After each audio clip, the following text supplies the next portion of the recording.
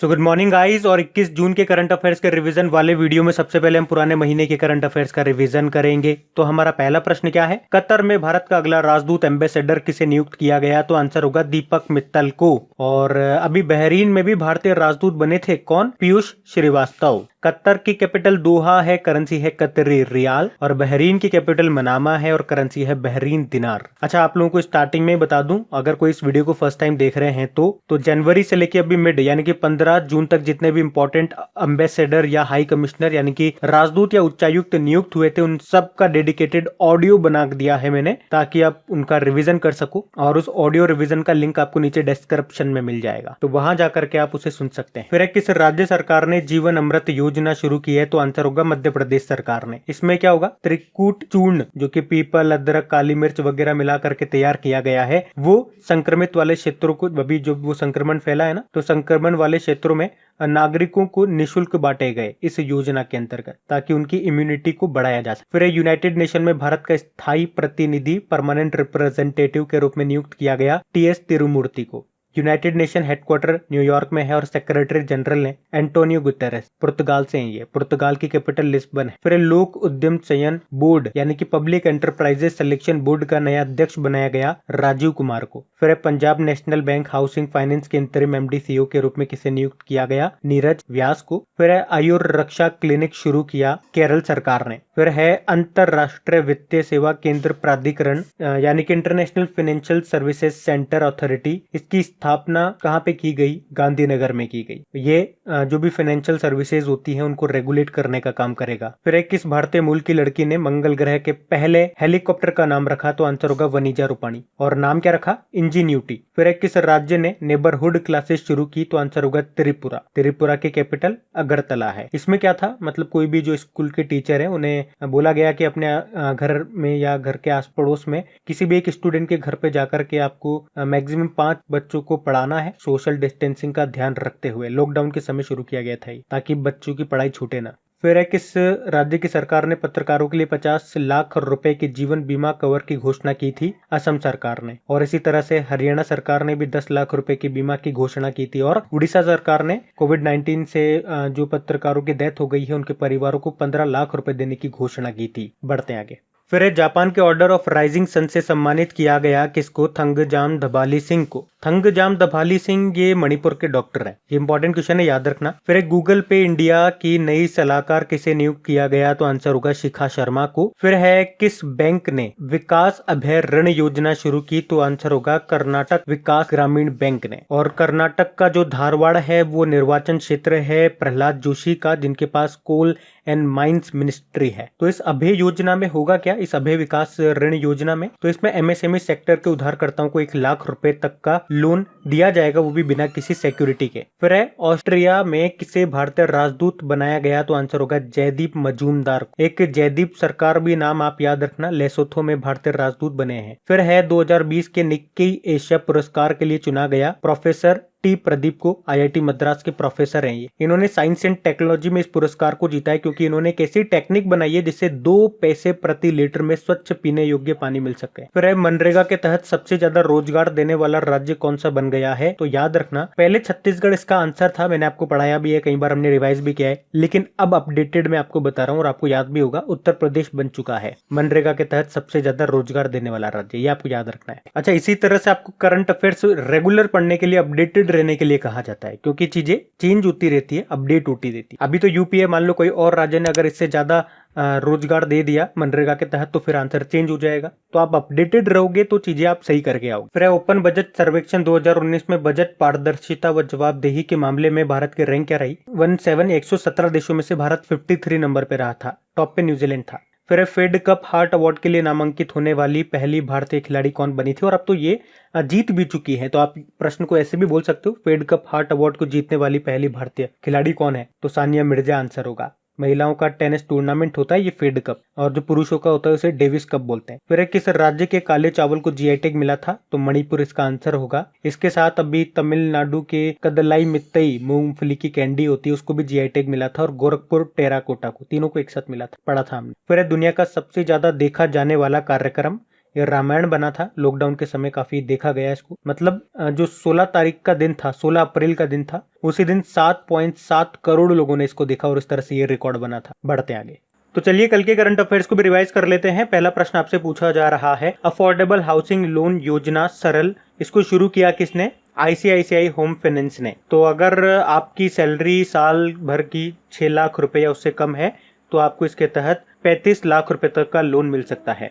ICICI home finance की बात करेंगे, इसका हेडक्वार्टर मुंबई में है और इसके अध्यक्ष हैं अनूप बागची। अनिरुद्ध कमानी इसके एमडी/सीईओ हैं। फिर एक इसने कोविड-19 के लिए भारत की पहली मोबाइल आई लैब लॉन्च की है, तो हमारे जो स्वास्थ्य मंत्री हैं डॉक्टर हर्षवर्धन जी ने, ताकि ग्रामीण क्षेत्र में या दूर दराज के जो क्षेत्र है वहां पे कोविड-19 के सैंपल कलेक्ट किया जा सके और टेस्टिंग की जा सके। फिर भारतीय रेलवे के किस क्षेत्र में आत्मा मशीन स्थापित की गई? तो आंसर होगा मध्य रेलवे जोन के नागपुर रेलवे स्टेशन में। और आत्मा मतलब होता है automatic ticket checking and managing access. ये टिकट भी चेक करेगी, इंसानों का बॉडी टेम्परेचर भी चेक करेगी, और किसी ने मास्क लगा रखा है या नहीं लगा रखा है ये सब चीजें चेक करेगी ये मशीन। फिर विश्व सिकल सेल दिवस हमने मनाया 19 जून को। फिर किस राज्य या यूनियन टेरिटरी ने अपने कृषि उत्पादन विभाग का नाम बदला है? तो जम्मू कश्मीर आंसर होगा। और नाम बदल के क्या कर दिया? कृषि उत्पादन एवं किसान कल्याण विभाग। अभी आपको याद होगा इसी तरह से महाराष्ट्र सरकार ने भी पर्यावरण मंत्रालय का नाम बदल करके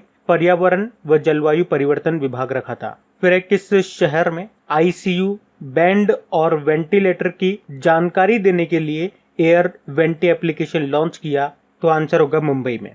और इसी तरह से कुछ समय पहले हॉस्पिटलों में कितने बेड खाली हैं कितने नहीं है इसके रियल टाइम जानकारी देने के लिए दिल्ली में एक एप्लीकेशन लॉन्च किया था जिसका नाम था कोरोना दिल्ली। फिर अभी देश की कौन सी कंपनी 150 बिलियन डॉलर वाली पहली कंपनी बन गई है? तो आंसर होगा रिलायंस इंडस्ट्रीज। और इसने ये भी कहा है कि वो कर्ज मुक्त हो चुकी है। फिर किस राज्य ने कोविड केयर होम शुरू करने की घोषणा की? तो आंसर होगा उड़ीसा ने। फिर किस राज्य या यूनियन टेरिटरी में विश्व की सबसे बड़ी कोविड-19 सुविधा बनाई जाएगी? तो आंसर होगा दिल्ली में। 10,000 बेड होंगे इसमें। ये इतना बड़ा होगा, 22 फुटबॉल जितना बड़ा मैदान है इसका। फिर अभी मारुति ने किस बैंक के साथ मिलकर के फ्लेक्सिबल फाइनेंसिंग स्कीम शुरू की है? तो आंसर होगा करूर वैश्य बैंक के साथ। क्या होगा इसमें?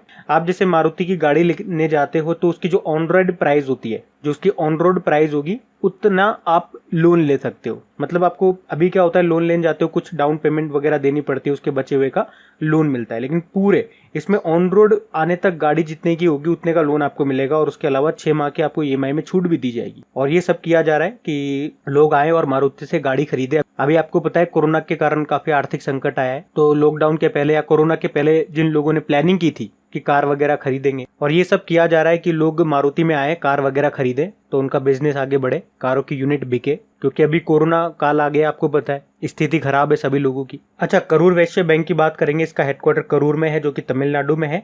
इसके सीईओ हैं पीआर शेषाद्री। फिर किस इंश्योरेंस कंपनी ने ड्रोन मालिकों के लिए pay as you fly insurance launch किया है? तो आंसर होगा एचडीएफसी इर्गो ने, जिसका हेडक्वार्टर मुंबई में है। तो एक्चुअली ये थर्ड पार्टी इंश्योरेंस है इसमें। मतलब आप ड्रोन उड़ा रहे हो, आप ड्रोन के मालिक हो, ऑपरेटर हो, और उड़ाते उड़ाते किसी की संपत्ति को आपने नुकसान पहुंचा दिया या किसी को चोट पहुंचा दी, तो उस केस में उसको इंश्योरेंस दिया जा सकेगा। बढ़ते हैं आगे।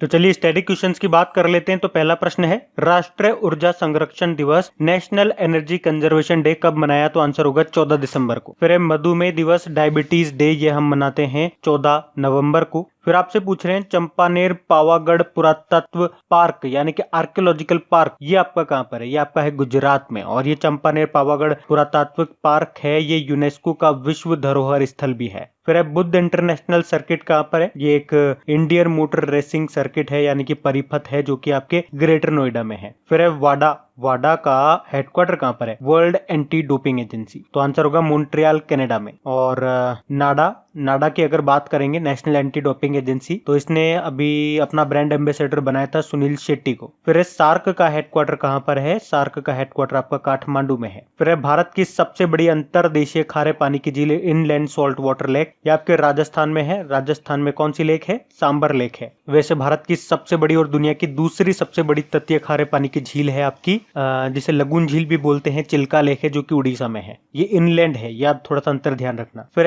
इंटेलिजेंस ब्यूरो आईबी के प्रमुख कौन है? अरविंद कुमार है। और रो के प्रमुख पिछले साल ही बने थे, सामंत गोयल। फिर किकली किस राज्य का लोक नृत्य है, फोक डांस है? तो आंसर होगा पंजाब का। बढ़ते आगे। तो इम्पोर्टेंट डेज की बात करेंगे तो पहला प्रश्न आपसे पूछा जा रहा है विश्व शरणार्थी दिवस ये हम मनाते हैं कब? 20 जून को मनाते हैं हम ये, यानी कि आज 21 जून है तो हमने कल ही मनाया था ये विश्व शरणार्थी दिवस, वर्ल्ड रेफ्यूजी डे।